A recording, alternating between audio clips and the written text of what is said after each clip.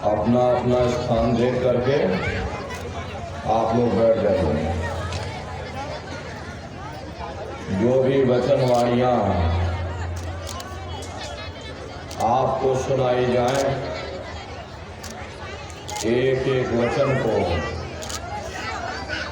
बड़े ध्यान से सुनने की जरूरत है, क्योंकि अगर वचन छूट गए, कड़ी से कड़ी टूट गई, फिर आपकी कुछ समझ में आने वाला नहीं। ये कोई कथा कीर्तन भागवत नहीं है, ये महात्माओं की अजर अमर वाणियां, ये सत्संग है। सत्संग को बड़े ध्यान से, प्रेम और प्यार के साथ बैठ करके एक एक वचन को सुनने की जरूरत है। यदि आपने सुन लिया तो निश्चय ही आपको अपने जीवन के उद्देश्यों के बारे में समझ जरूर आएगा। इसलिए 2-2.5 घंटा आप लोग बैठ करके तपस्या करिएगा, एक एक वचन को बड़े ध्यान से सुनिएगा। सभी प्रेमी भाई बहन प्रेम के साथ में मालिक के पावन नाम का उच्चारण करेंगे। बोलो जय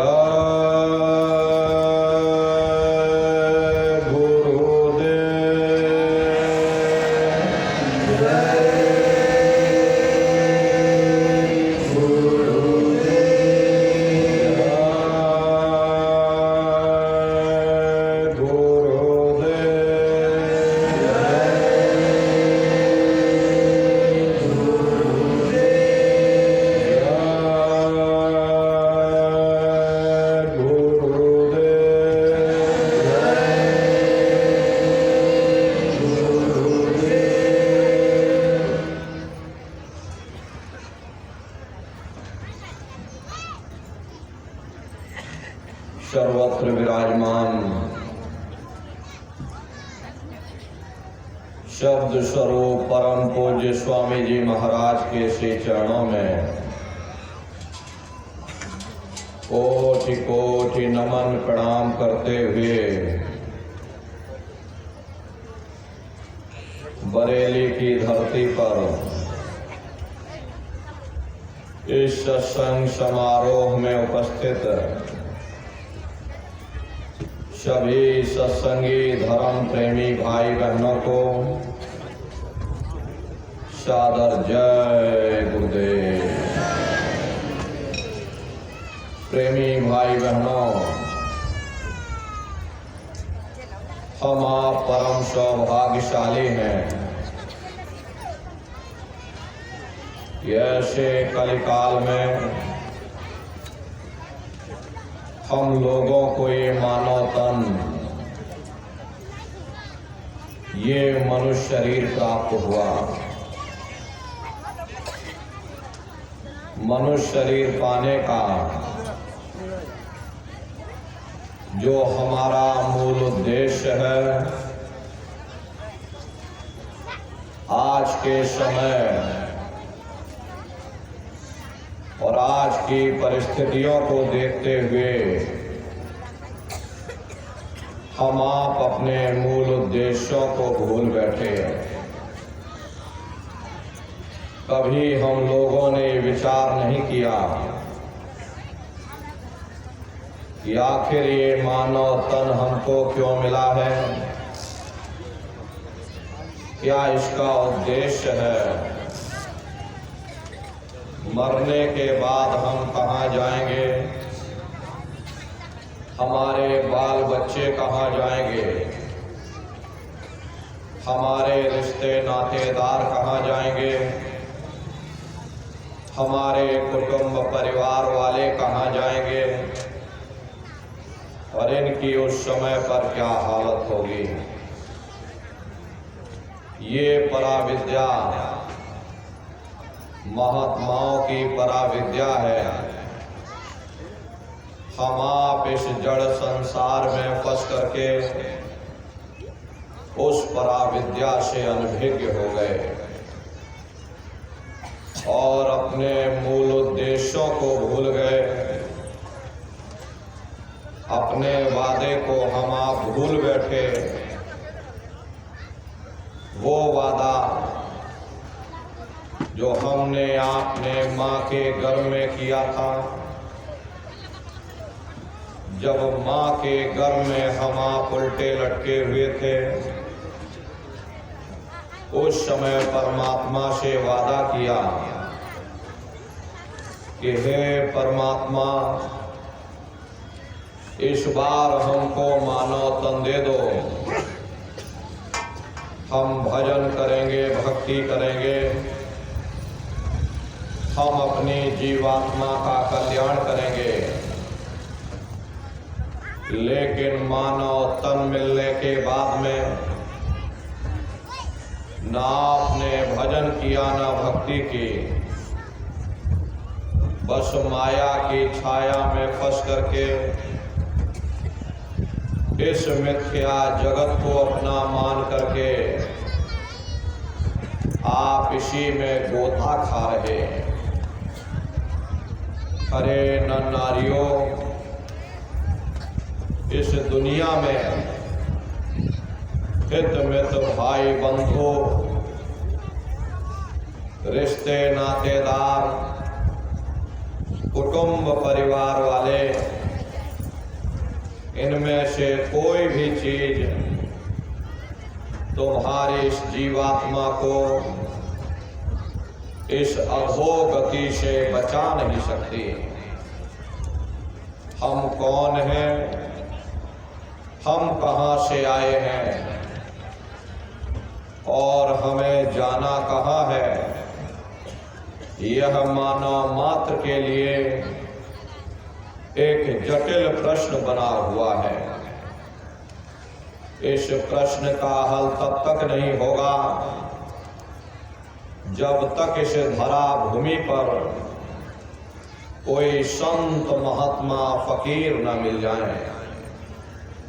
इसीलिए वह मालिक अति दया और कृपा करके संतों महात्माओं को इस धरा धाम पर भेजते हैं। संत महात्मा फकीर यहाँ पर आकर के जीवों को समझाने की कोशिश करते कि भाई वो परमात्मा है,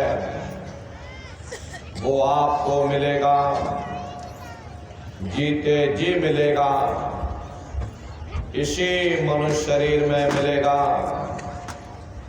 इसी मनुष्य शरीर के अंदर जा करके परमात्मा से मिलने का वह एकमात्र दरवाजा है और उस दरवाजे का भेद केवल संतों महात्माओं को ही प्राप्त है।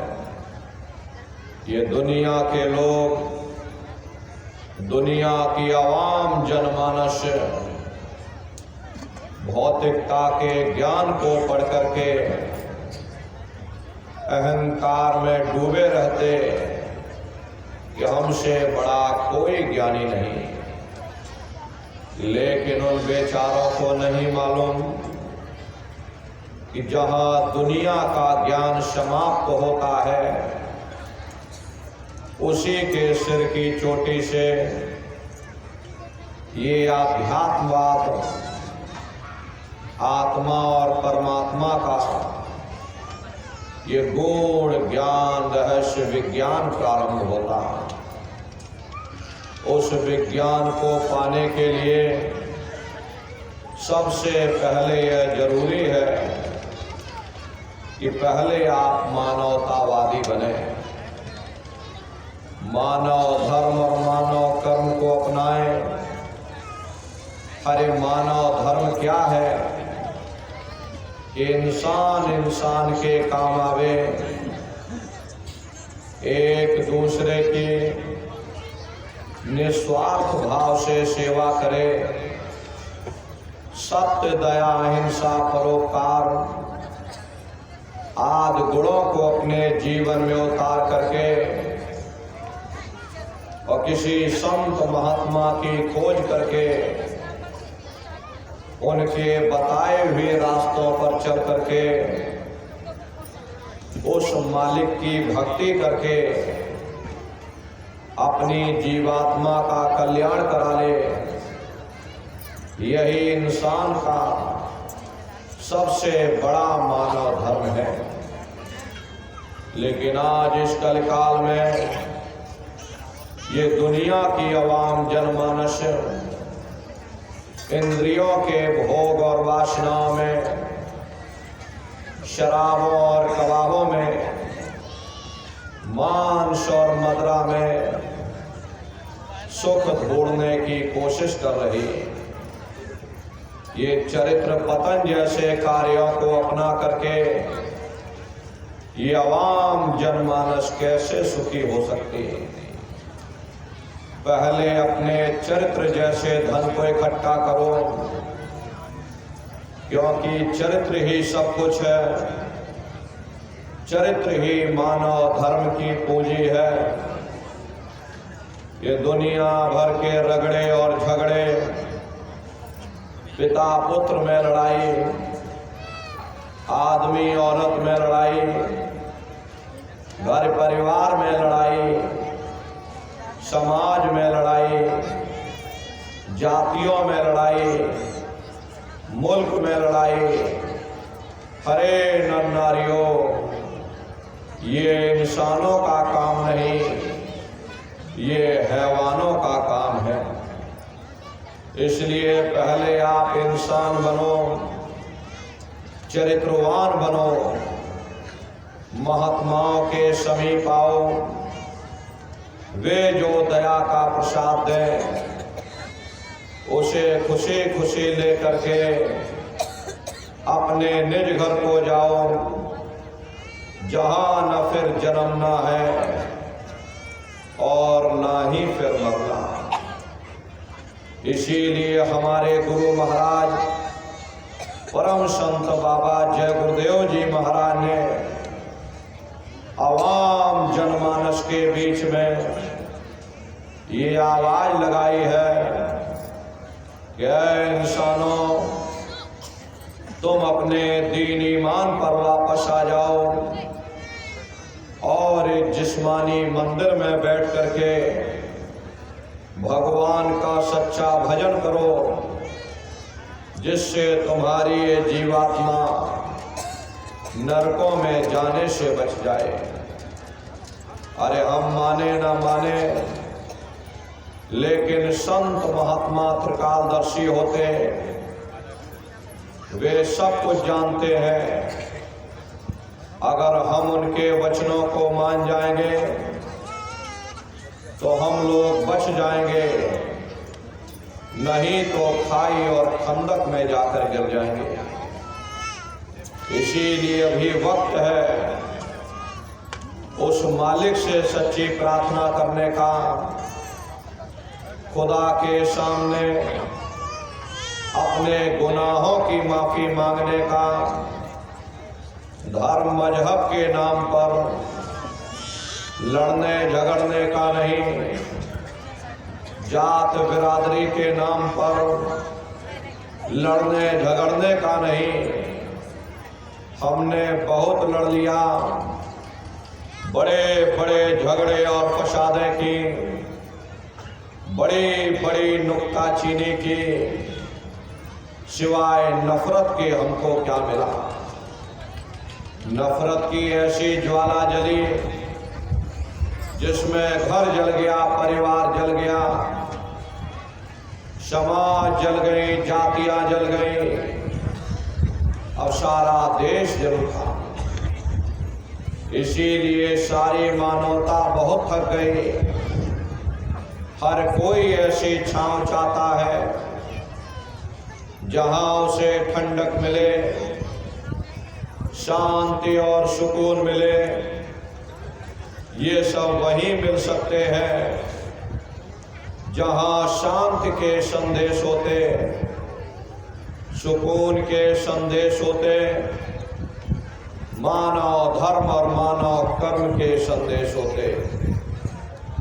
और ये संदेश केवल संत महात्मा फकीर देते, जो समदर्शी होते हैं, जो समस्त जीवों के अंदर उस प्रभु के अंश को देखते। ऐसे समदर्शी उन महात्माओं की खोज करो। ये मत देखना कि महात्मा किस जाति के हैं, महात्मा किस बिरादरी के हैं। जातियां कर्म के अनुसार बनाई गई, जन्म के अनुसार नहीं। मनुष्य की एक ही जाति है, वो है मानव जाति। और इसी मानव जामे में बैठ करके हमें उस मालिक की भक्ति करनी है। हरे नर नारियों, सुपच जात के भंगी थे, रैदास जी जात के हरजन थे, मीराबाई जात की छत्राणी थी। अगर वे सब उस मालिक को प्राप्त कर सकते तो आप भी उस मालिक को प्राप्त कर सकते। लेकिन बगैर महात्माओं के, बगैर मुर्शिद के कोई भी जीव इस संसार समुद्र से ना कोई पार हुआ और ना ही कोई हो सकता।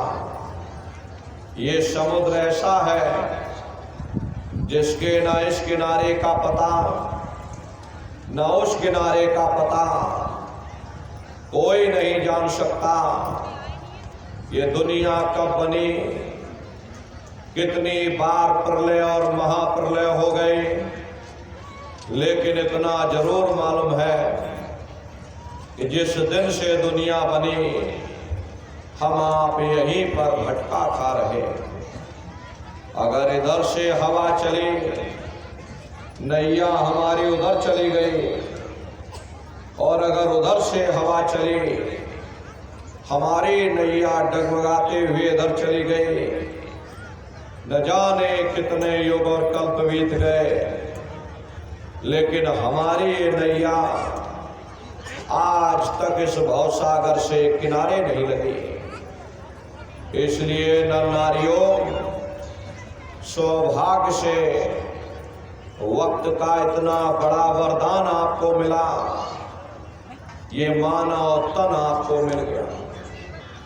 न जाने किस महात्मा की दया हो गई, न जाने कौन से जन्म जन्मांतरों के शुभ पुण्य कर्मोदय हो गए, आपको यह मानव तन मिल गया। अरे अब की बार मौका मिल गया, समय रहते हुए अपनी जीवात्मा के कल्याण के लिए थोड़ा बहुत विचार करो, वरना ये समय तुम्हारा निकलता चला जा रहा है। मिली नरदेह यह तुमको, बनाओ काश कुछ अपना, बचो मत इस जग में, जानियो रैन का सपना। हरे नर नारियों, जैसे रात में हम लोग स्वप्न देखते हैं, हालांकि उस समय पर हमें स्वप्न सच मालूम पड़ता, असली प्रतीत मालूम होता है। लेकिन जब सुबह उठते हैं, जब हमारी आंख खुलती है, तब हमें होश आता, नहीं भाई हम तो स्वप्न देख रहे थे, ये सब भ्रम है। ठीक उसी प्रकार से ये दुनिया भी 10, 20, 100 साल का स्वप्न है। अब आप कहोगे हम जाग रहे, परंतु प्रेमी भाई बहनों, ऐसा हरगिज नहीं है। जिस दिन मौत का वक्त आएगा, हरे आप रोगे, हाय हाय करके चिल्लाओगे कि हाय हमने सारी जिंदगी यूं ही स्वप्न में गुजार दी, जागने का समय अभी आया, जो कुछ करना है अभी करना। लेकिन प्रेमी भाई बहनों, अब पछताए होत क्या, जब चिड़िया चुग गए खेत। प्रेमी भाई बहनों, जैसे मरीज को मिश्री कड़वी लगती है, हालांकि मिश्री कड़वी नहीं होती, बल्कि मरीज के मुंह का जायका कड़वा होता। उसे चाहे कितने अच्छे अच्छे भोजन दे दो, हलवा पूड़ी पकवान बना करके खिला देना, उसे अच्छा नहीं लगेगा। ठीक उसी प्रकार से यह मनुष्य भी इंद्रियों के भोग और वासनाओं में, शराबों और कबाबों में, मांस और मदिरा में इस कदर से फंसा हुआ, यहां से निकलना दुश्वार हो गया। अरे निकलना तो दूर की बात रही, उस मालिक की ओर ध्यान ही नहीं जाता, शब्द या नाम की तरफ किसी का ख्याल तक नहीं जाता। और अगर भूले भटके चला भी जाए तो ये दुनिया की लज्जतें, दुनिया की वासनाएं, दुनिया का मोह और प्यार हमें खींच करके वापस दुनिया में लाकर डाल देता। महात्मा करे तो करे क्या, अरे महात्मा दवा देते हैं मगर आप लोग खाते नहीं। जैसे डॉक्टर मरीज को दवा देता और अगर मरीज खाए ही ना तो बताओ वह स्वस्थ कैसे हो सकता। डॉक्टर की दवा अलमारी में रखी और मरीज बिस्तर पर पड़ा और गालियां हम डॉक्टर को देते। इसमें डॉक्टर का क्या कसूर, इसमें महात्मा का क्या कसूर। प्रेमी भाई बहनों, जब तक हम अपने आप की गलती नहीं देखेंगे, हम कभी कामयाब नहीं हो सकते। महात्मा प्रेम से समझाते हैं कि भाई देह और गृह सब झूठा, भरम में काहे को खपना। ये घरवार हमारा अपना नहीं, हरे पराया देश है। ये शराय खाना है, ये मुसाफिर खाना है। ये शरीर भी तुम्हारा अपना नहीं, ये भी काल का पिंजरा है, किराए का मकान है, पराया मकान है। किसी को 40-50 साल के लिए मिला, किसी को 80-90-100 साल के लिए मिला। जितने जितने श्वास उस मालिक ने बख्शे हैं, उसे भुगतने के बाद में हमें इस शरीर को यही छोड़ जाना। श्वास दुधारा नित्य ही जारी, एक दिन खाली चाम। हरे नर नारियों, एक तालाब पानी से चाहे कितना भी क्यों ना भरा हो, एक छोटी सी नाली काट कर खोल देना, सारा पानी ही तालाब से बाहर निकल जाएगा। ठीक उसी प्रकार से हमारा ये शरीर भी श्वासों का भंडार है। जब तक श्वासों का भंडार जारी है, हम दुनिया के कामकाज में फंसे हुए, दुनिया के कारोबार में उलझे हुए। लेकिन जिस वक्त ये श्वासों का भंडार खाली होगा, अरे टेलीफोन खड़क जाएंगे, संदेश पहुंच जाएंगे। सब रिश्ते नातेदार, सब कुटुंब परिवार वाले, सब अड़ोस पड़ोस वाले मिनटों सेकंडों में इकट्ठा हो जाएंगे। हरे नर नारियों, जिस शरीर से तुम इतना प्रेम किया करते थे, उसे कोई एक रात भी घर में रखने को तैयार नहीं होता। कंधों पर लटका करके शमशान भूमि पर छोड़कर आ जाते।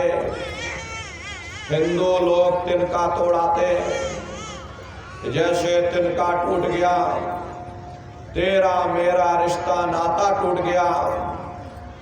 मुसलमान, सिख या ईसाई लोग खाक की मिट्टी कब्र में डाल देते कि जो मेरे लिए खाक की मिट्टी है वह मेरे लिए तू है। अब बताओ प्रेमी भाई बहनों, जिन रिश्ते नातेदारों के खातिर, जिन कुटुंब परिवार वालों के खातिर आपने सारी जिंदगी गुजार दी, इतना इतना कष्ट सहा, इतनी इतनी मुसीबतें सही, सब ने मिनटों सेकंडों में आपसे रिश्ता नाता तोड़ दिया।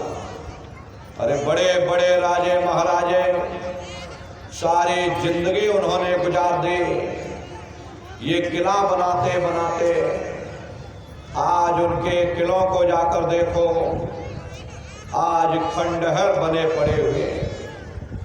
विश्व विजेता सिकंदर सारी दुनिया पर राज करने का ख्वाब देखता था, वो भी मुट्ठी खोल करके चला गया।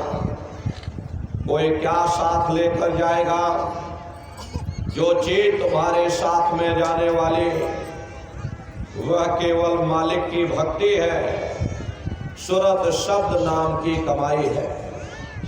इसलिए प्रेमी भाई बहनों, वो दौलत कमा लो जो अंत समय में तुम्हारे काम आवे, वरना ये समय तुम्हारा निकलता चला जा रहा, सौ सौ की पूंजी निकलती चली जा रही।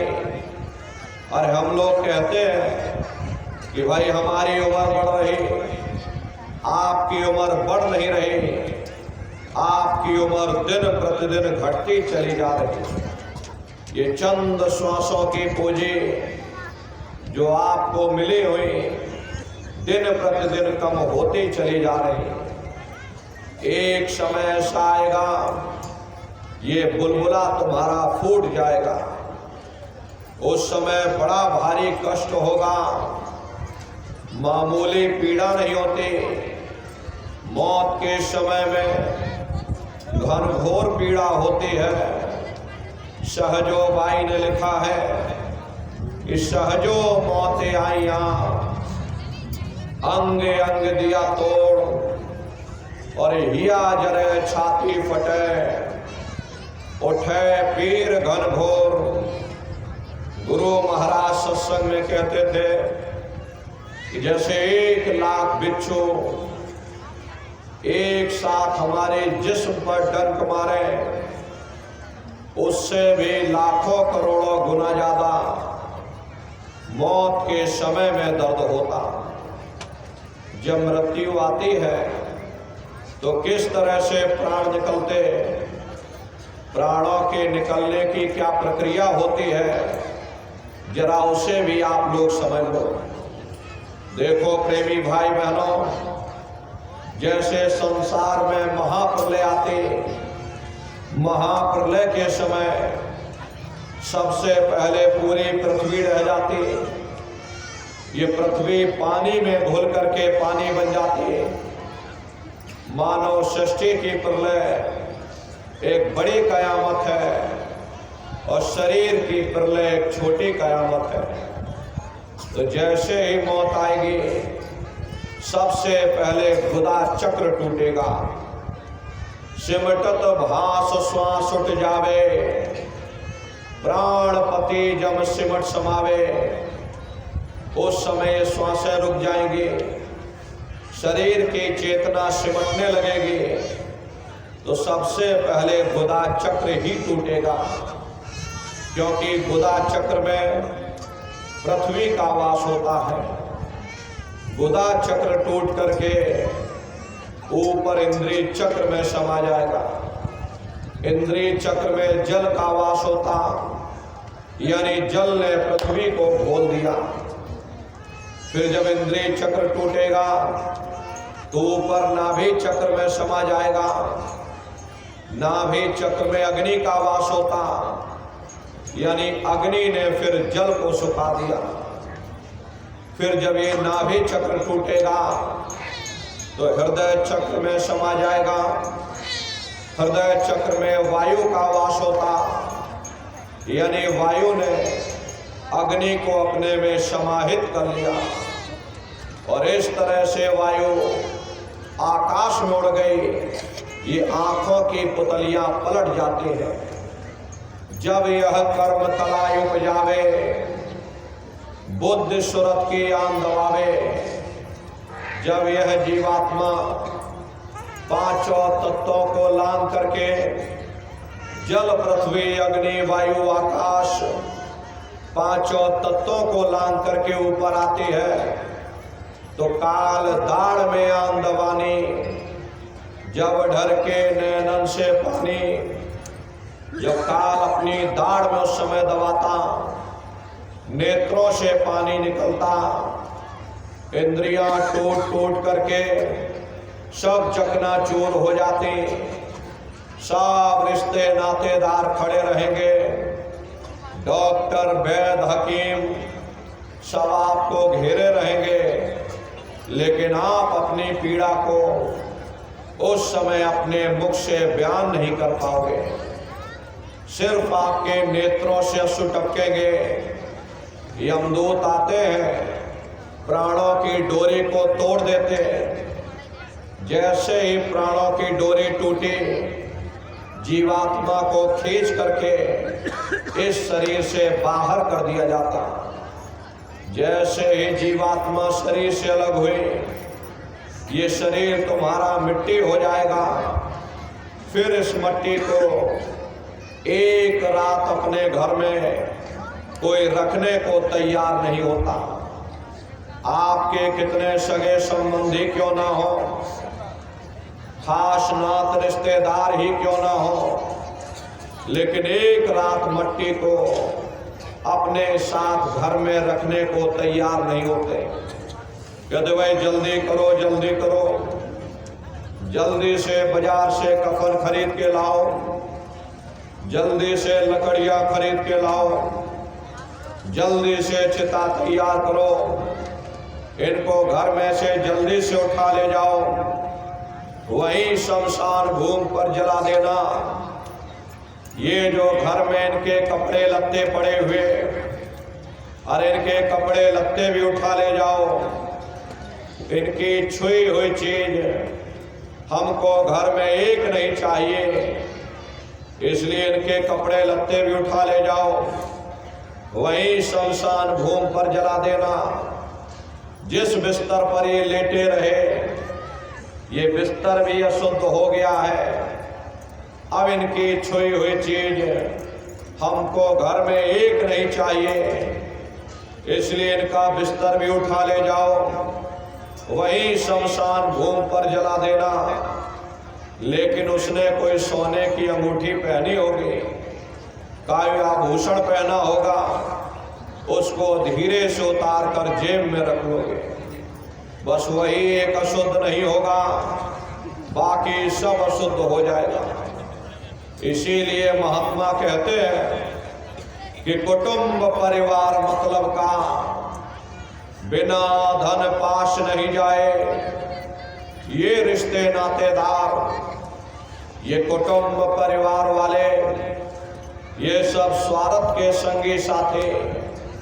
हरे प्रेमी भाई बहनों, आज आपकी जेब में पैसा है तो सब जैसे तैसे आपसे रिश्तेदारियां कायम कर लेंगे। आज आपकी जेब खाली हो जाए तो बेटा बाप को बाप कहने के लिए तैयार नहीं होता। आप रोज कचहरियों में मुकदमों का हाल देखते हो। यदि किसी पिता ने बंटवारा करते समय किसी बेटे को 1000 रुपया कम दे दिया या 1 बीघा जमीन कम दे दी, तो बेटा बाप का दुश्मन बन जाता, उसे ले जाकर कचहरियों में खड़ा कर देता। अरे अपना यहाँ क्या है, ये स्वार्थ के संगी साथी, कोई आपको याद करने वाला नहीं रहेगा। 13 दिन बाद 13वीं मना दोगे, लड्डू पूड़ी पकवान बना करके खिला दोगे, वो भी इसीलिए मनाओगे ये समाज क्या कहेगा, घर परिवार वाले क्या कहेंगे। तो अपने मान सम्मान को बचाए रखने के लिए थोड़ा बहुत खर्चा आप कर दोगे, फिर कोई आपको याद करने वाला नहीं रहेगा। अभी बूढ़े बुजुर्गों से पूछा जाए क्या आपको अपने माँ बाप की याद आती है, कहेंगे भाई नहीं आती। अरे क्यों नहीं आती, तुम्हारे माँ बाप थे, तुमको पाला पोसा बड़ा किया, खुद भूखे रहे होंगे, तुम्हारा पेट पाला होगा, तुमको तुम्हारे माँ बाप की याद क्यों नहीं आती?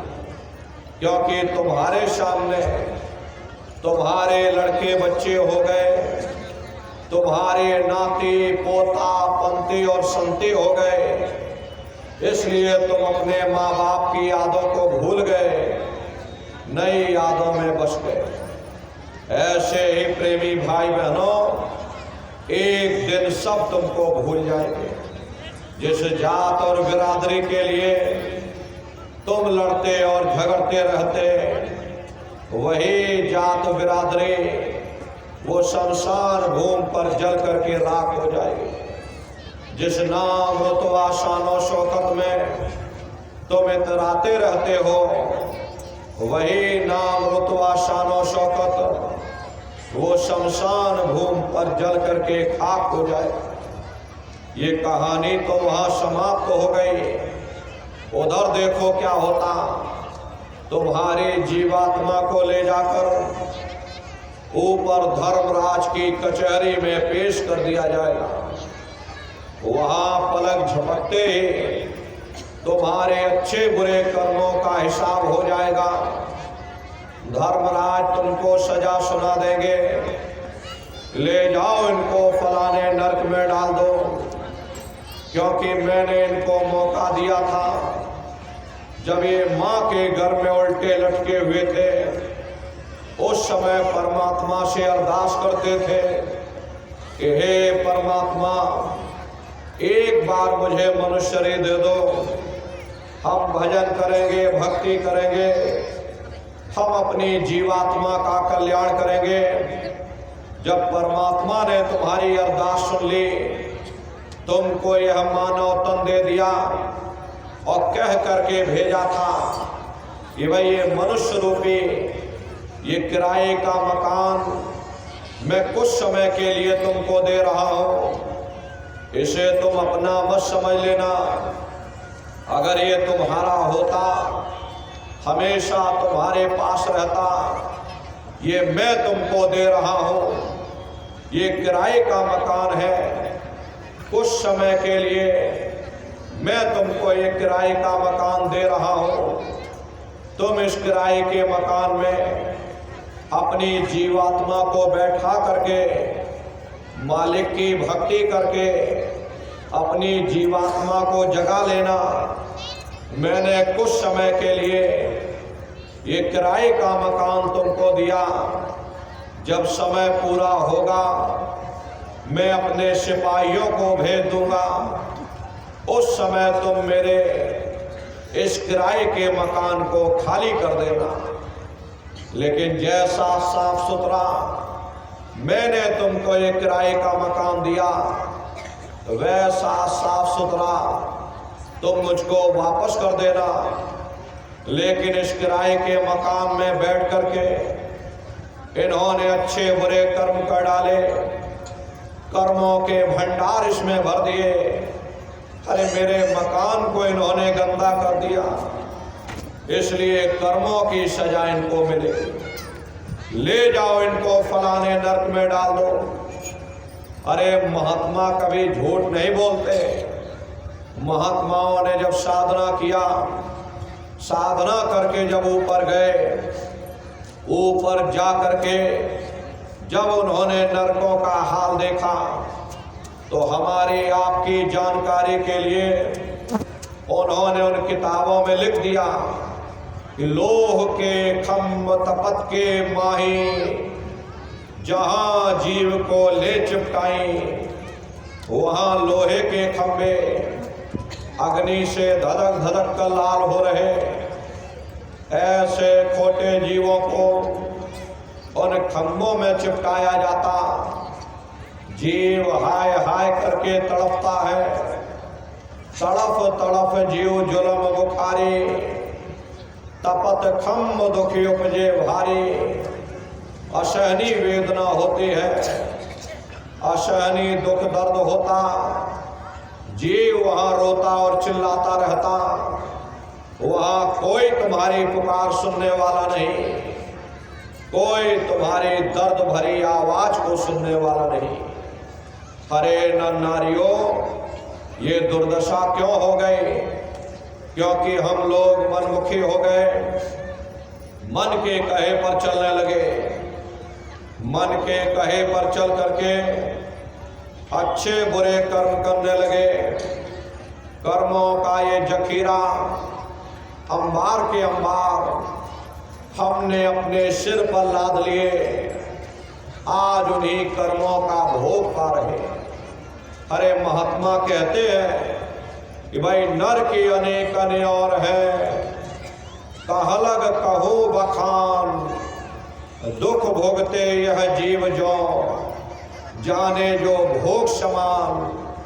कहते भाई एक नरक नहीं, ऐसे वहां अनेकों अनेक नरक बने, अलग अलग खोटे पाप कर्मों के वहां पर अलग अलग नरक बने हुए। ये जीव अपने अपने कर्म के अनुसार अनंतों अनंत युगों तक नरकों की यातनाएं भोगता रहता, और नरकों की यातनाएं भोगने के बाद में इसे जीवात्मा को सीधे मनुष्य शरीर नहीं दिया जाता, बल्कि इसे 4 खान 84 लाख योनियों में फिर डाला जाएगा। 4 खान 84 लाख योनियां, ये कोई मामूली योनियां नहीं होती। 4 खान का मतलब अंडज पिंडज उपमज स्थावर, ये 4 खाने हैं। पहली श्रेणी पेड़ पौधों की होती, जिनके अंदर पानी का तत्व मौजूद होता।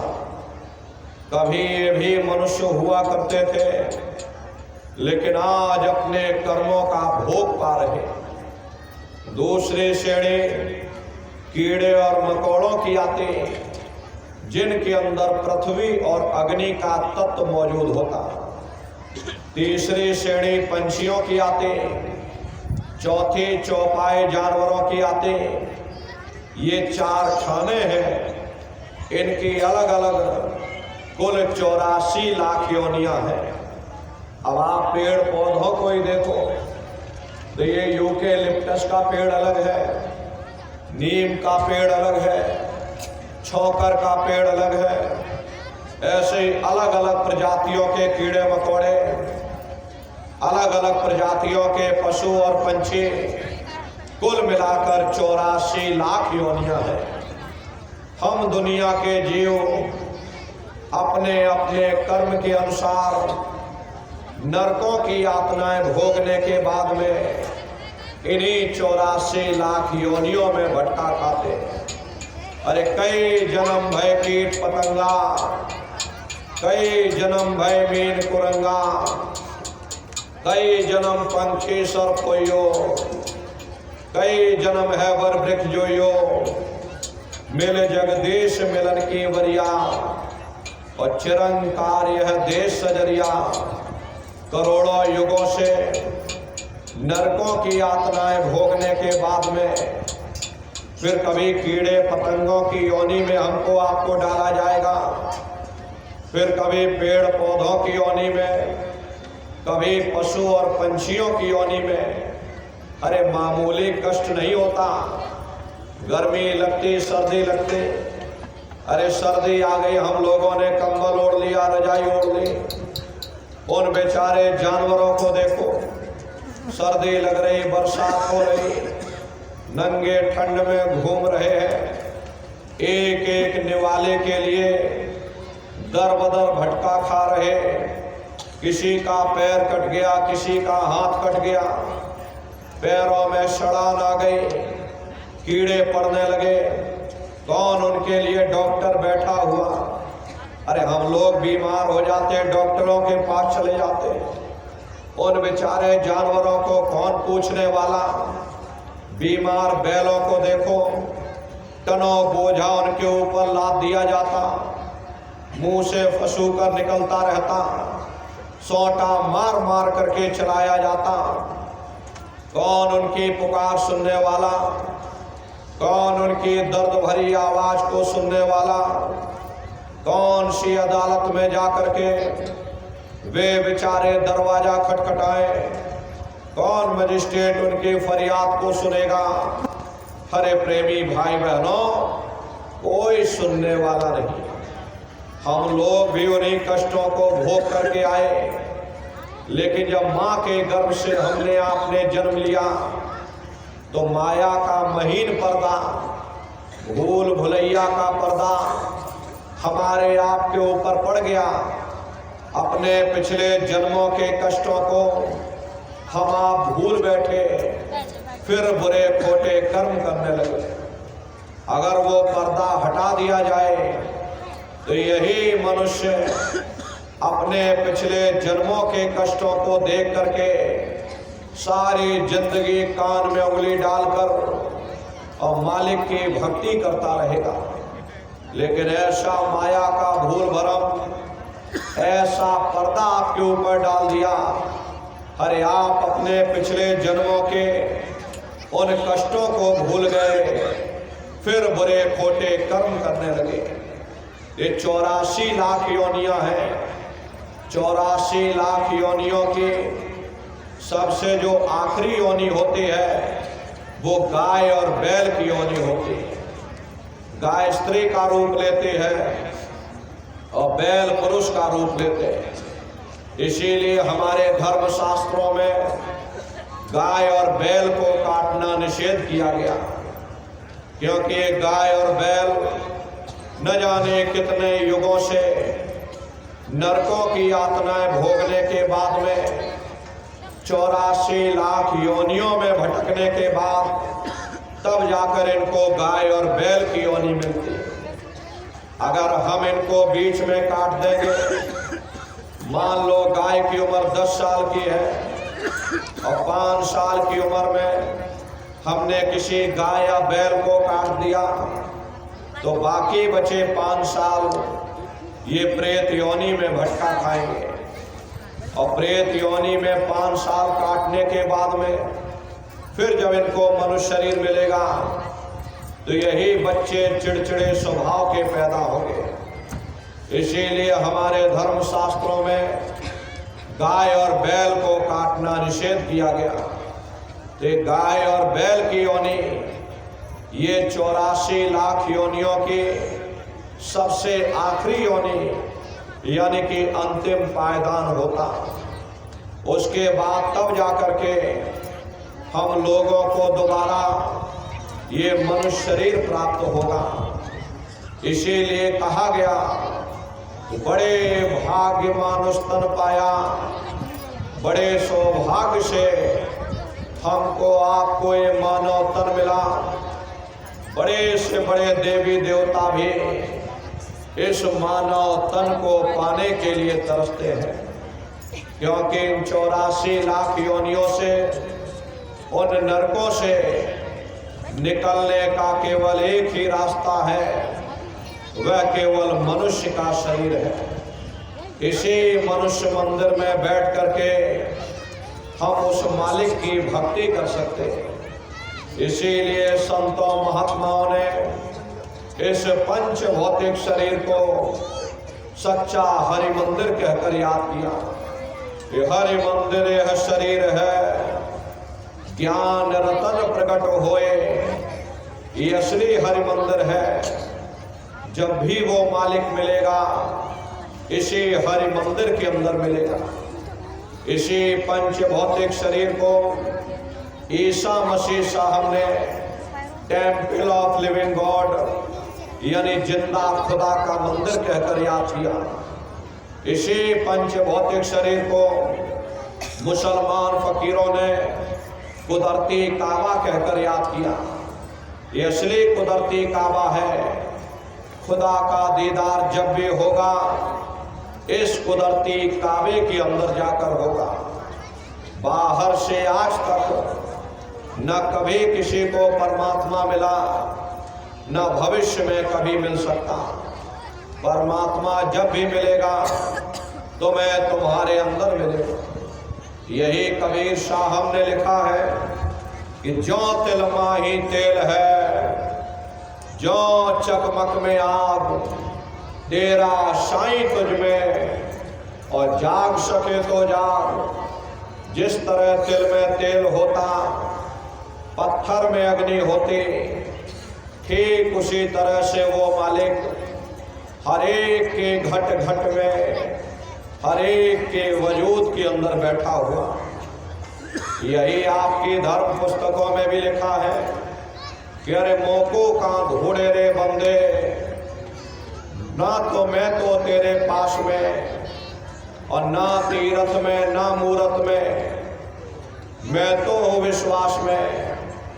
ना मैं तीरथ में मिलूंगा, ना मैं मूरत में मिलूंगा, ना मैं मंदिर में मिलूंगा, ना मैं मस्जिद में मिलूंगा, ना कंकड़ में मिलूंगा, ना पत्थर में मिलूंगा, ना मैं जंगलों में मिलूंगा, ना मैं पहाड़ों पर मिलूंगा, ना गंगा में मिलूंगा, ना मैं जमुना में मिलूंगा। मैं जब भी मिलूंगा तो मैं तुम्हारे अंदर मिलूंगा।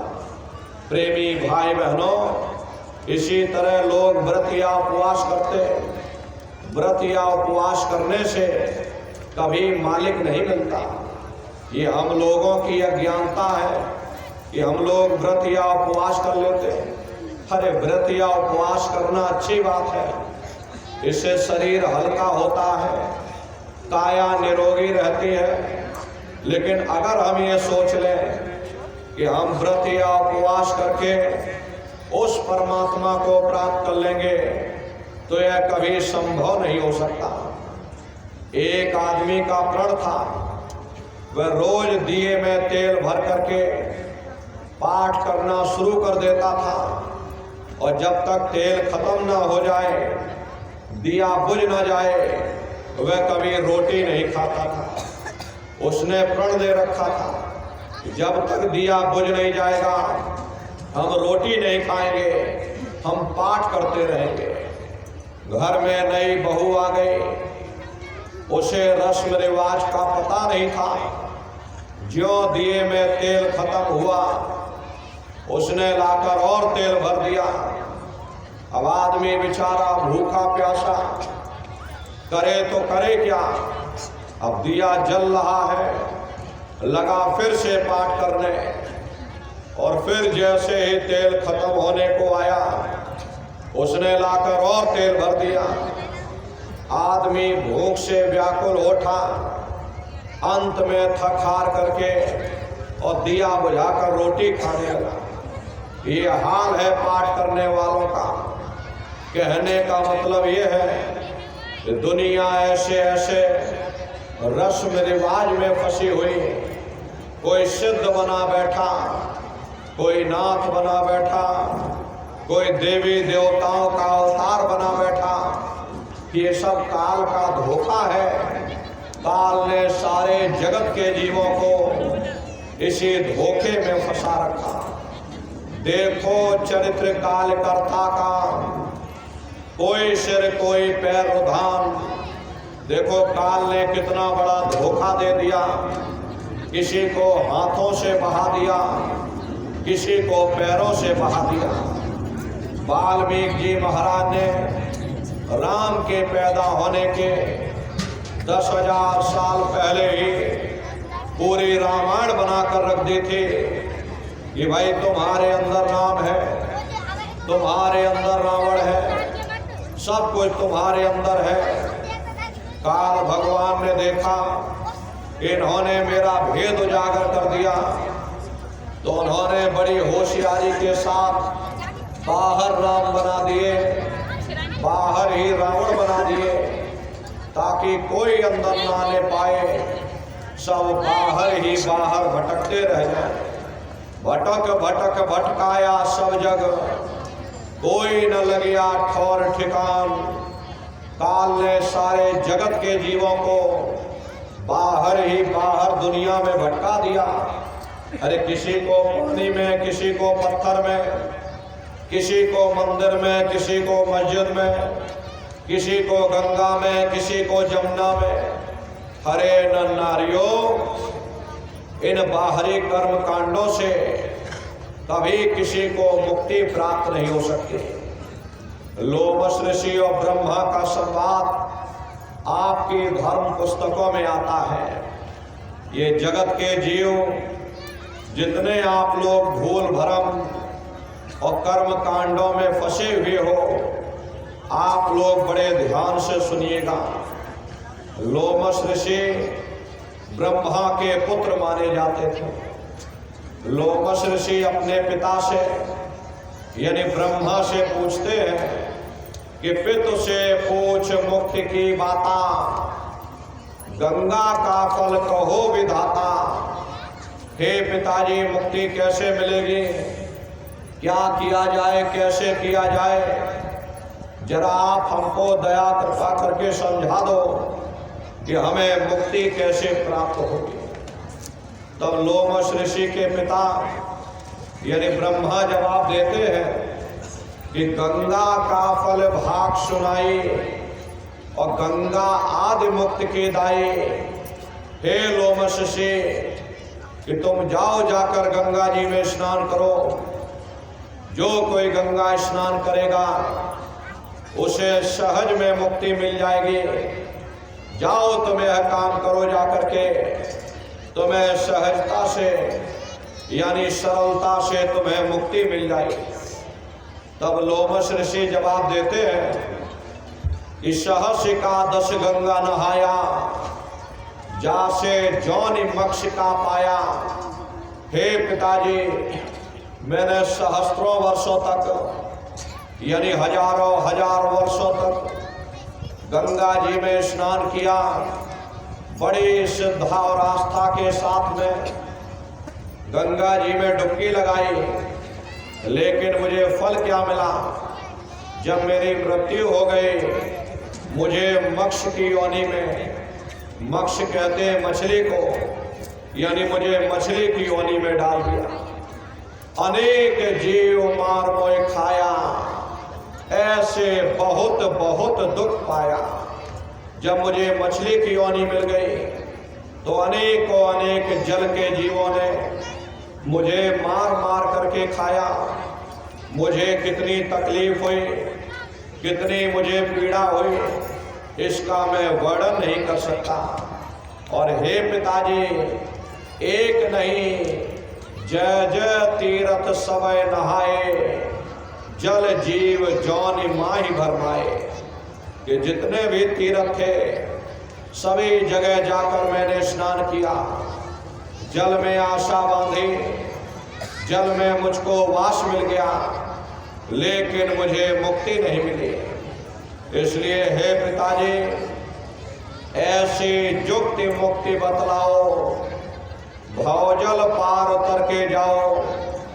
ऐसी जुक्ति, ऐसी मुक्ति का रास्ता हमको बतला दो, जिससे हमारी जीवात्मा सदा सर्वदा के लिए इस भवसागर रूपी समुद्र से पार हो जावे।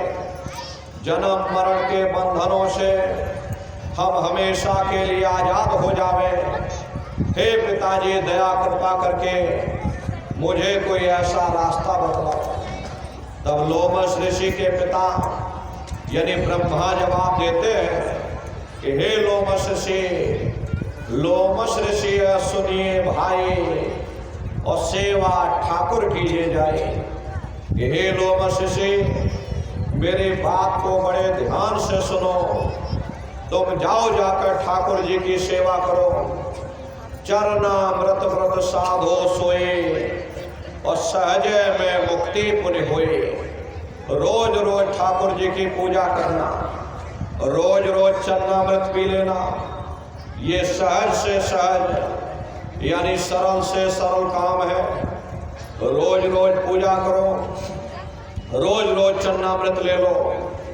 जाओ तुम्हें काम करो जा करके, तुम्हें सहजता से यानी सरलता से तुम्हें मुक्ति मिल जाएगी।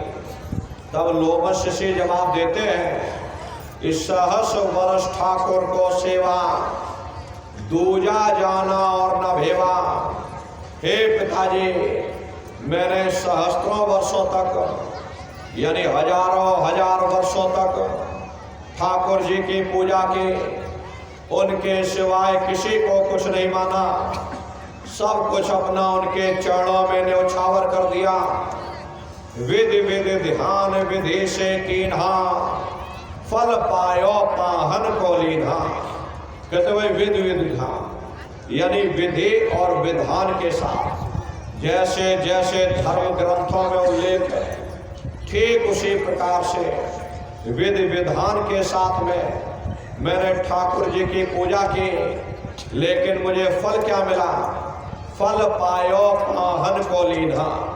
पाहन कहते हैं जड़ को, यानी मुझे जड़ में वास मिल गया, लेकिन मुझे मुक्ति नहीं मिली। इसलिए हे पिताजी दया कृपा करके मुझे कोई ऐसा रास्ता बतला दो जिससे मुझे मुक्ति मिल जाए। मेरी जीवात्मा सदा सर्वदा के लिए परमात्मा में विलीन हो जावे, फिर कभी यहाँ ना हमको आना पड़े। हे पिताजी दया कृपा करके मुझे कोई ऐसा रास्ता बतलाओ।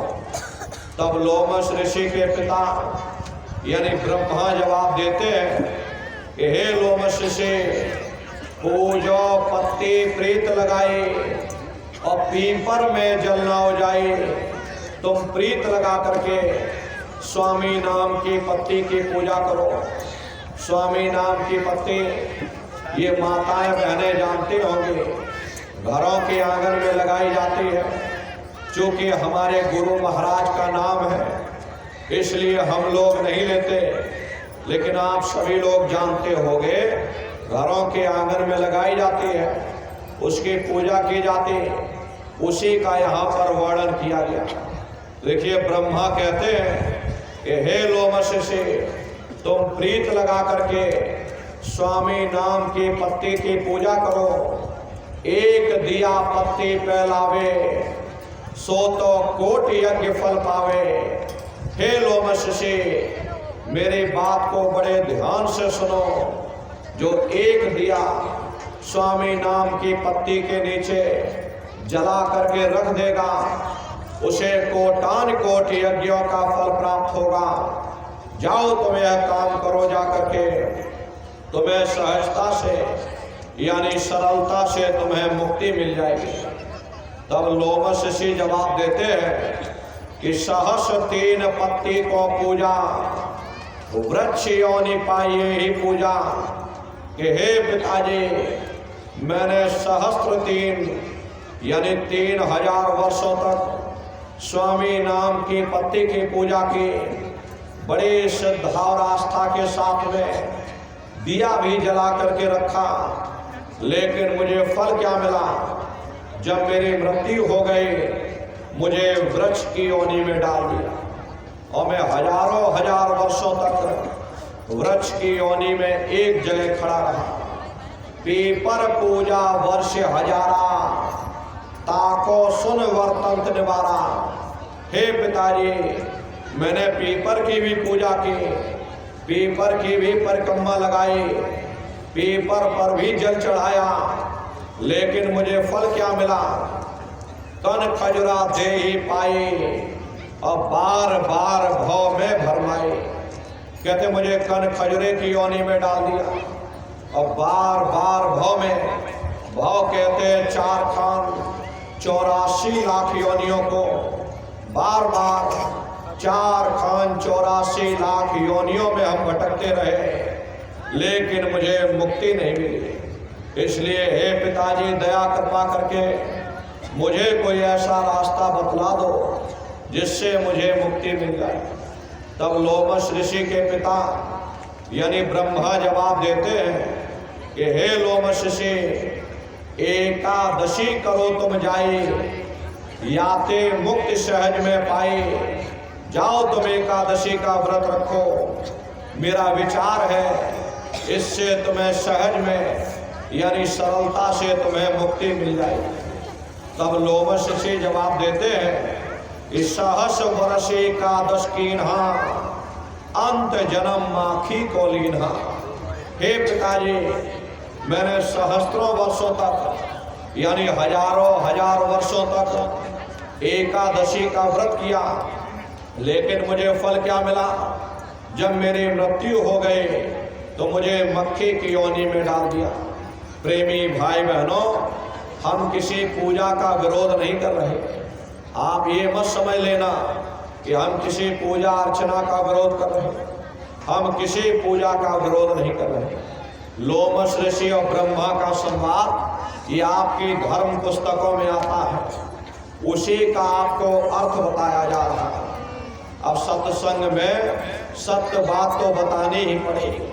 जो आपके धर्म पुस्तकों में लिखा है लोमश ऋषि और ब्रह्मा का संवाद, उसी का आपको अर्थ बता रहे हैं। देखिए, लोमश ऋषि कहते हैं कि हे पिताजी, और पुनिव्रत कीनी बहुतेरा, ताका सुन वर्तंत निवेरा। मैंने और भी बहुत सारे व्रत किए, जरा उसे भी आप लोग सुन लो। मुझे मिला कुछ नहीं, मैं खाली का खाली रह गया। मेरा जन्म बर्बाद हो गया, मेरा समय बर्बाद हो गया। प्रथम व्रत एतवार को कीन्हा, याते जन्म चील को लीन्हा। हे पिताजी, मैंने बड़ी श्रद्धा और आस्था के साथ में हर इतवार को व्रत किया, लेकिन मुझे फल क्या मिला? जब मेरी मृत्यु हो गई, मुझे चील की योनि में डाल दिया। मंगल बहुविधि व्रत रहाई, याते जन्म सुअर को पाई। हे पिताजी, मैंने मंगलवार का भी व्रत किया, लेकिन मुझे फल क्या मिला? जब मेरी मृत्यु हुई, मुझे सुअर की योनि में डाल दिया। और पुनिव्रत तेज को कीन्हा, तूकर जन्म ताही से लीन्हा। हे पिताजी, मैंने तीज का भी व्रत किया, लेकिन मुझे फल क्या मिला? जब मेरी मृत्यु हुई, मुझे कुत्ते की योनि में डाल दिया। और परदोष नेम से कीन्हा, खर को जन्म ताही से लीन्हा। तो बड़े नियम और संयम के साथ, जैसे जैसे धर्म ग्रंथों में उल्लेख है, ठीक उसी प्रकार से बड़े नियम और संयम के साथ में मैंने परदोष व्रत भी किया, लेकिन मुझे फल क्या मिला? जब मेरी मृत्यु हुई, मुझे खर की योनि में, खर कहते हैं गधे की योनि में डाल दिया। इसमें से निकाला, उसमें डाल दिया। अब उसे आप सजने संवारने में लग गए, तब तक ले जाकर दूसरे खोल में डाल दिया। फिर उसे आप सजने संवारने में लग गए, तब तक ले जाकर तीसरे खोल में डाल दिया। ऐसे ही वो मदारी नचाता रहता और आप बंदर की तरह नाचते रहते। देखो, लोमश ऋषि कहते हैं कि नौमी व्रत अष्टमी कीन्हा, याते जन्म घूस को लीन्हा। कि हे पिताजी, मैंने नौमी और अष्टमी का भी व्रत किया, लेकिन मुझे फल क्या मिला? जब मेरी मृत्यु हो गई, मुझे घूस की योनि में डाल दिया। अंत में लोमश ऋषि कहते हैं कि और पुनिव्रत करे झार बनाई, पर मुक्ति हमने नहीं पाई। बड़े साफ शब्दों में उन्होंने अपने पिता यानी ब्रह्मा को जवाब दे दिया कि हे पिताजी, मैंने और भी बहुत सारे व्रत किए, लेकिन मुझे मिला कुछ नहीं। मैं खाली का खाली रह गया, मेरा जन्म बर्बाद हो गया, मेरा समय बर्बाद हो गया। इसलिए हे पिताजी, दया कृपा करके मुझे कोई ऐसा रास्ता बतला दो जिससे हमारी जीवात्मा परमात्मा में विलीन हो जाए, जन्म मरण के बंधनों से हम हमेशा के लिए आजाद हो जावे। हे पिताजी, दया कृपा करके मुझे कोई ऐसा मुक्ति का रास्ता बतलाओ। तब लोमश ऋषि के पिता यानी ब्रह्मा जवाब देते हैं कि हे लोमश ऋषि, पुण्य गौ का सबसे भारी, याते मुक्ति होए बिचारे। जाओ तुम थोड़ा दान पुण्य करो, और दान पुण्य में सबसे बड़ा पुण्य गौदान माना जाता। जाओ तुम गौदान करो जा करके। मेरा विचार है इससे तुम्हें सहजता से यानी सरलता से तुम्हें मुक्ति मिल जाएगी। तब लोमश ऋषि जवाब देते हैं कि गौदान कीन्हा बहु तेरा, जन्म मिला जो बकरी केरा। हे पिताजी, मैंने बहुत गौदान किया, लेकिन मुझे फल क्या मिला? जब मेरी मृत्यु हो गई, मुझे बकरे की योनि में डाल दिया। न जाने कितनों ने मेरा शिकार किया, मुझे मार मार करके, मुझे काट काट करके खाया गया। मुझे कितनी तकलीफ हुई, कितनी मुझे पीड़ा हुई, इसका मैं वर्णन नहीं कर सकता। और हे पिताजी, जो तुम कही सभी हम कीन्हा, और मुक्ति न पायो रहो अधीना। जो भी आपने विधि बताई, मैंने विधि विधान के साथ उसे पूर्ण किया। इतना तीर्थ व्रत, इतना कर्मकांड इस संसार में कोई मनुष्य नहीं कर सकता जितना कि मैंने किया, लेकिन मुझे मिला कुछ नहीं। मैं खाली का खाली रह गया। मेरा जन्म बर्बाद हो गया, मेरा समय बर्बाद हो गया। बड़े दीन भाव से अपने पिता यानी ब्रह्मा से हाथ जोड़ करके लोमश ऋषि प्रार्थना करते हैं कि हे पिताजी, मैंने बहुत भटक लिया, मुझे कोई ऐसा आखिरी विकल्प बता दो, ऐसा आखिरी रास्ता बतला दो जिससे मुझे मुक्ति मिल जाए, मेरे जीवात्मा परमात्मा के दरबार में पहुंच जावे, हमेशा के लिए इस भवसागर रूपी समुद्र से हम पार हो जावे। हे पिताजी, दया कृपा करके मुझे कोई ऐसा आखिरी रास्ता बतलाओ। तब लोमश ऋषि के पिता यानी ब्रह्मा जवाब देते हैं कि लोमश ऋषि में कहो विचारा, और संत शरण से होय वारा। हे लोमश ऋषि, मेरा ये अंतिम विचार है, तुम जाओ संतों की शरण में चले जाओ, वहीं से तुमको मुक्ति मिलेगी। तीरथ व्रत सब झूठ पसारा, नहीं हुई है इनते निर्वारा। ये तीरथ और व्रत ये सब झूठ का पसारा है, ये मेरे फैलाए हुए जंजाल है, इससे कभी किसी को मुक्ति नहीं मिल सकती।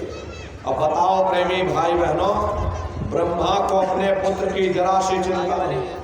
हजारों हजार वर्षों तक अपने ही पुत्र को भटका करके रखा।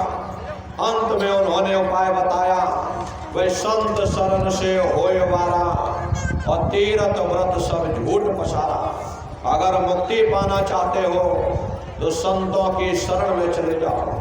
प्रेमी भाई बहनों, जब उस अनामी महाप्रभु ने जीवों की हालत देखी, जीव अंधकार के दलदल में फंसता चला जा रहा, चारों तरफ आडंबर ही आडंबर है, पाखंड ही पाखंड है, तो स्वयं अनामी महाप्रभु ने संतों महात्माओं को इस धरती पर भेजा।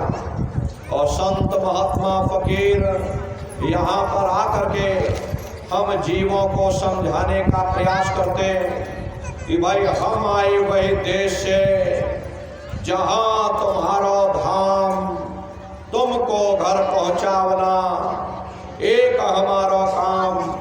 हम उसी देश से आए हैं जिस देश के तुम रहने वाले हो, परंतु तुम अपने सच्चे देश को छोड़ करके इस झूठे काल और माया के देश में आकर फंस गए। अरे नन्नारियों, यह देश तुम्हारा देश नहीं, तुम्हारा देश सचखंड है। ये कौम तुम्हारी कौम नहीं, तुम्हारी कौम सतनाम है और ये जीवात्मा उस सतनाम रूपी समुद्र की बूंद है।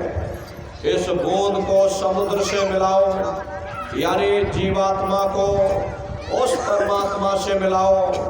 इसके लिए न तुम्हें घर बार छोड़ने की जरूरत, न बाल बच्चों को छोड़ने की जरूरत, न समाज छोड़ने की जरूरत, न जात और बिरादरी बदलने की जरूरत। अरे न नारियों, ये जात पात के रगड़ों झगड़ों ने ही मनुष्य के ऊपर पर्दा डाल दिया, वरना महात्माओं का उपदेश इतना सरल है कि 5 वर्ष के बच्चे से लेकर के और 100 वर्ष का बूढ़ा भी कर सकता। क्या स्त्री और क्या पुरुष, क्या आदमी और क्या औरत, क्या ऊंच और क्या नीच, क्या अमीर और क्या गरीब, वो नाम सबके लिए साझा है। वो हर मनुष्य के अंदर दिन और रात धुनकारे दे रहा।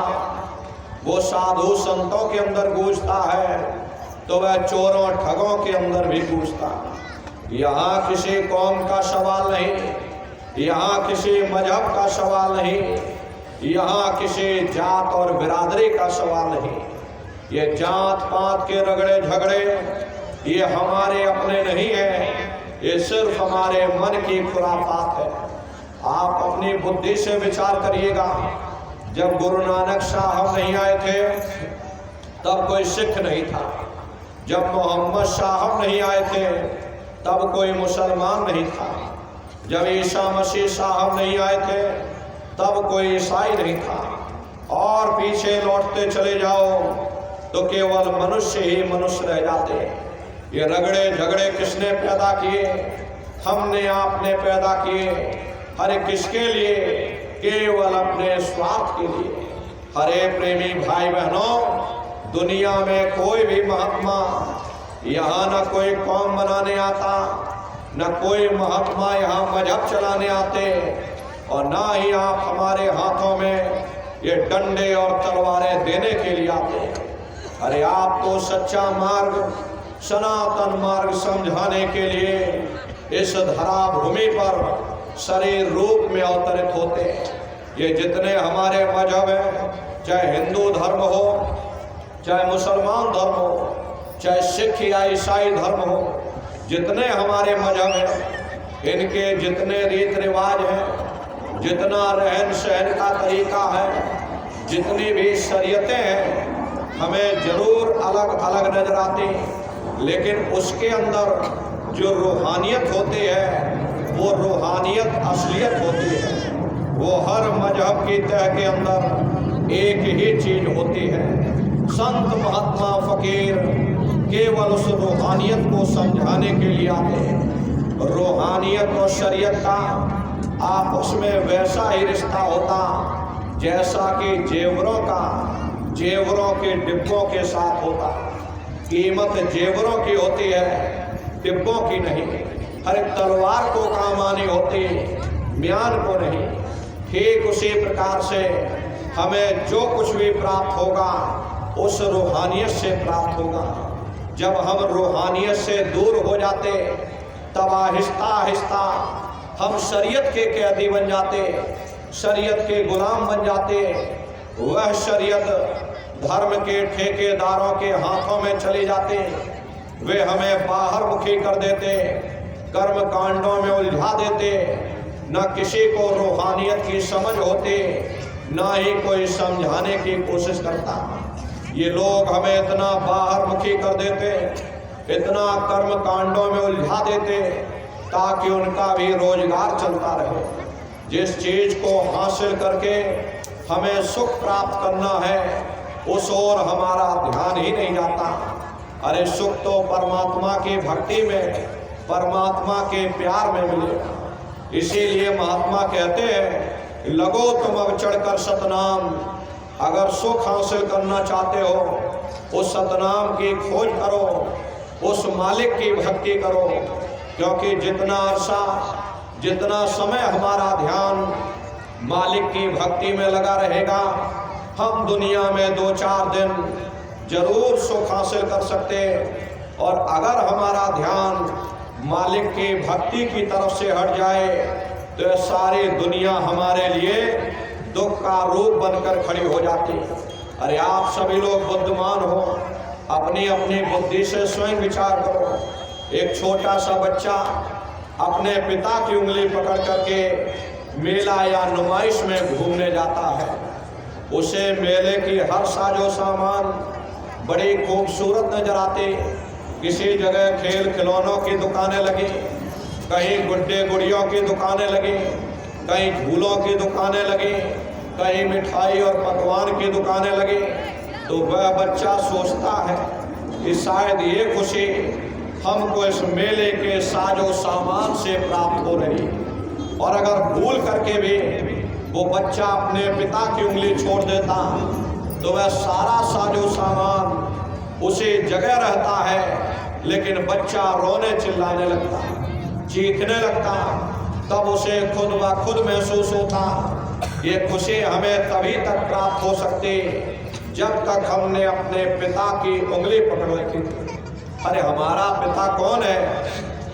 वो परमात्मा है, वो परमेश्वर है जिसने अंड खंड ब्रह्मांड की रचना की। जितना अर्सा, जितना समय हमारा ध्यान उस मालिक की भक्ति में लगा रहेगा, हम दुनिया में 2-4 दिन जरूर सुख हासिल कर सकते हैं। इसलिए प्रेमी भाई बहनों, चारों तरफ से अपने ख्याल ध्यान को समेट करके किसी संत महात्मा की खोज करके उनके बताए हुए रास्ते पर चल करके अपनी सूरत को शब्द के साथ जोड़ दो।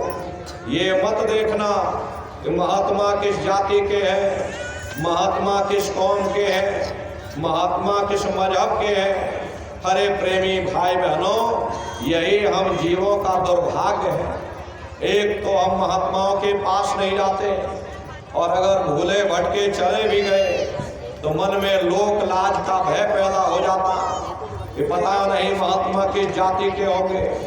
मैं इतना बड़ा आदमी, मैं इतना सेठ साहूकार आदमी, मैं इतना धनी मानी आदमी, अगर मैं साधुओं के पीछे दौड़ूंगा ये दुनिया वाले क्या कहेंगे?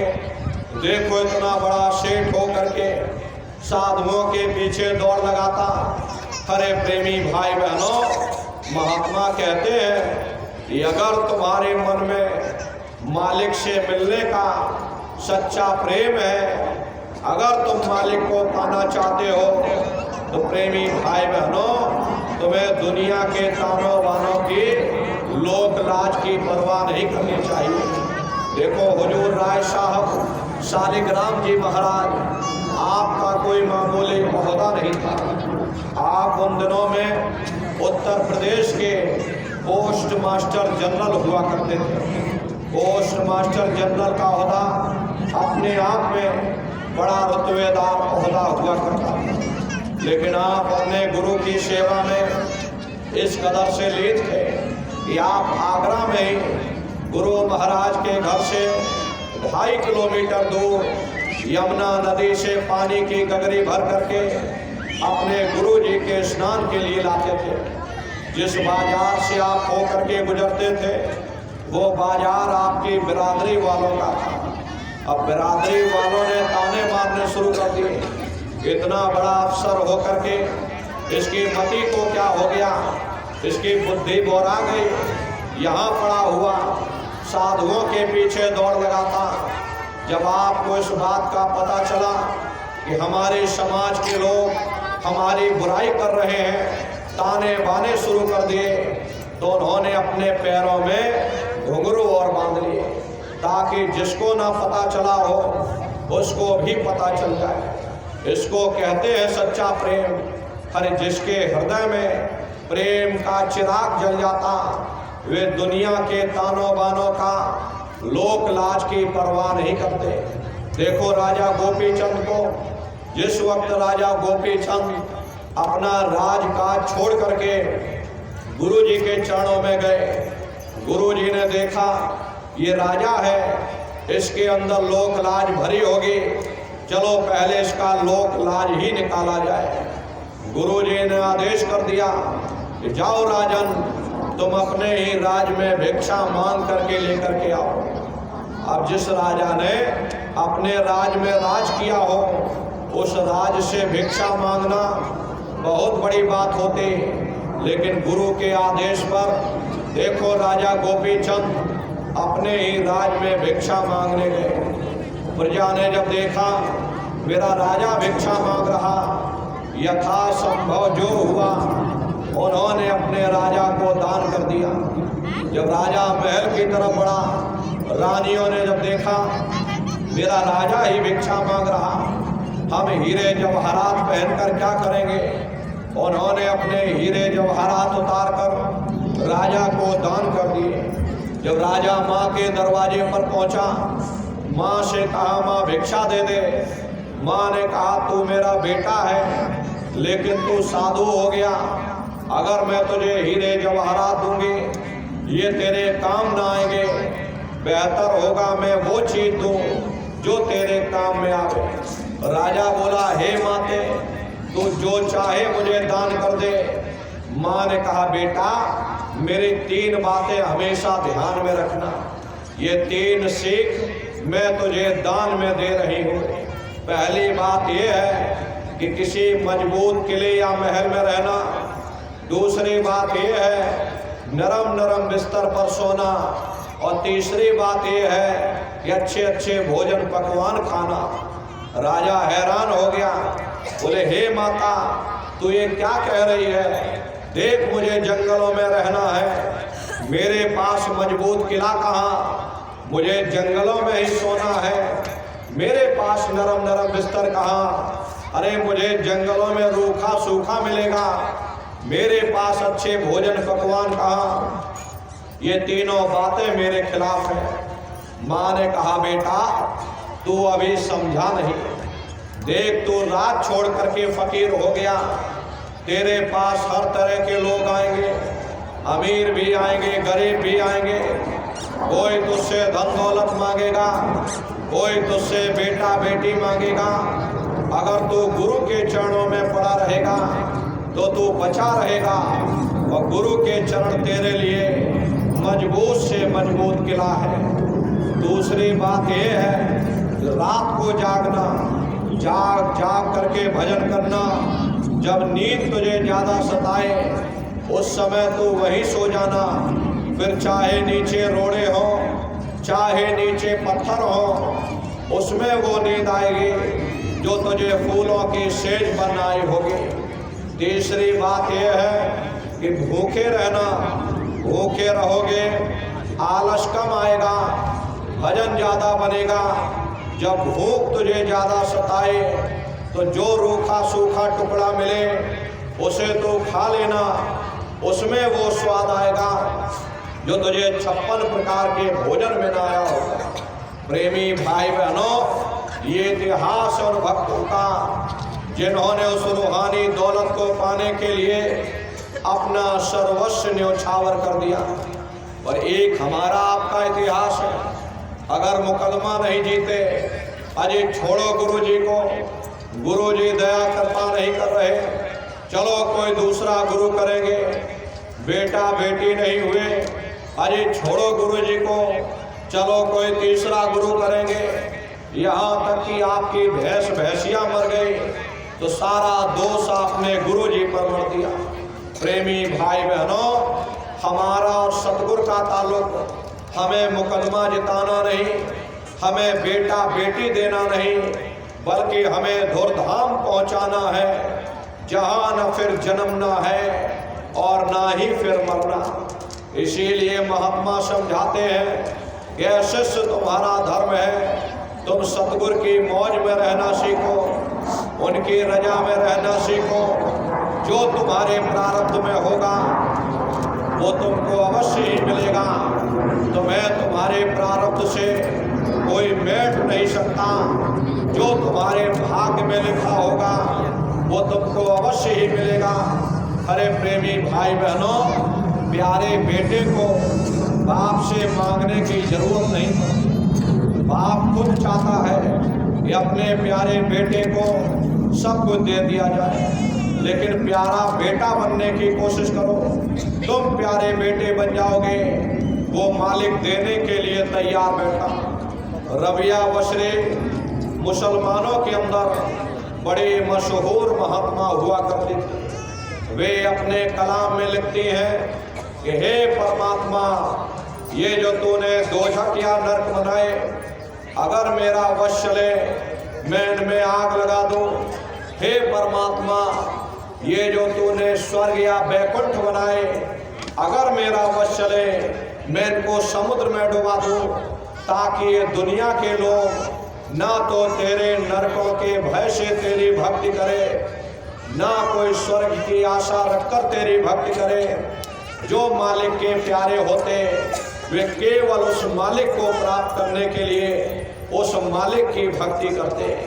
प्रेमी भाई बहनों, अरे जिसको भंडारी मिल जाएगा उसे भंडार की क्या कमी हो सकती। इसलिए अपने सतगुरु से, अपने दाता से केवल दाता को मांगना चाहिए, दात नहीं मांगनी चाहिए। दिल का हुजरा साफ कर जाना के आने के लिए, ध्यान गैरों का हटा उसको बिठाने के लिए।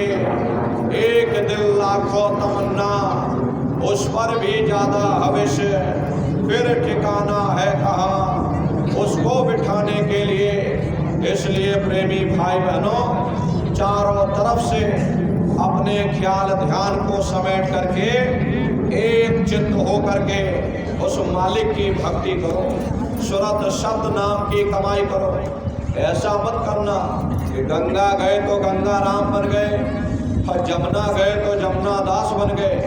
चलो जब भी कर ले तब भी कर ले, पूजा भी कर ले, पाठ भी कर ले, कोई ना कोई उपाय कारगर होगा ही है। प्रेमी भाई बहनों, इस बात को हमेशा ध्यान में रखिएगा कि जो पानी 100 सुराखों से बहेगा वो कभी खेत नहीं सींच सकता। अगर हम अपने ध्यान को दुनिया में चारों तरफ फैलने देंगे, हम कभी कुछ भी प्राप्त नहीं कर सकते। एक है, साध है, सब सद है। इसलिए चारों तरफ से अपने ख्याल ध्यान को समेट करके एक चित्त हो करके सुरत शब्द नाम की कमाई करो। सुरत शब्द नाम की कमाई करना, सब जतन दूर अवधरना, कोई दूसरा उपाय करने की जरूरत नहीं। एक ही उपाय करो, अपनी सुरत को शब्द के साथ जोड़ दो, क्योंकि शब्द को पकड़ करके ये जीवात्मा ऊपर से नीचे आई है। शब्द को ही पकड़ करके ये जीवात्मा नीचे से ऊपर जाएगी। प्रेमी भाई बहनों, ये सुरत शब्द का भेद ये सबसे पहले कबीर साहब आए, उन्होंने इस भेद को जाहिर किया। उससे पहले किसी को नहीं मालूम था। सतयुग त्रेता द्वापर बीता, काहू न जाने शब्द की रीता। कलयुग में स्वामी दया विचारी, प्रगट करके शब्द पुकारी। सतयुग त्रेता द्वापर बीत गया, लेकिन शब्द के भेद को कोई न जान पाया। वो तो उस मालिक की दया कृपा हो गई। जीवों को भवसागर से पार करने के लिए उन्होंने संतों महात्माओं को इस धरती पर भेजा। तो सबसे पहले कबीर साहब आए, जिन्होंने सुरत शब्द के भेद को जाहिर किया। कबीर साहब के बाद में गुरु नानक साहब आए। कबीर, नानक, दादू दरिया, भीखा, रविदास, पलटू जगजीवन, ईसा, मूसा, मोहम्मद साहब, गोस्वामी जी महाराज। अरे चित्रकूट के बगल में राजापुर गांव पड़ता है, गोस्वामी जी महाराज का जन्म हुआ।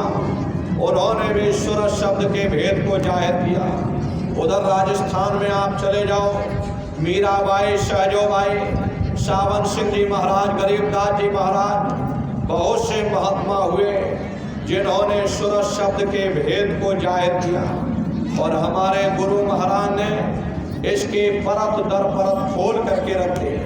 तो प्रेमी भाई बहनों, कैसे आप लोग सुरत शब्द नाम की कमाई करोगे? इसके लिए महात्माओं ने 3 क्रियाएं बताई।